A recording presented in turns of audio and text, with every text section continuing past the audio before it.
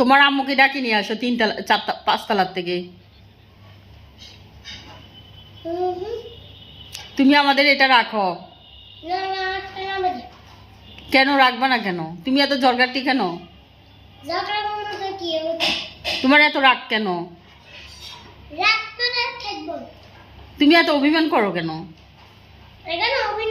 তুমি তো একটা ছোট্ট একটা জান। তুমি একটা ছোট্ট জান না, তুমি ছোট্ট জানোই এত অভিনয় করো কিভাবে?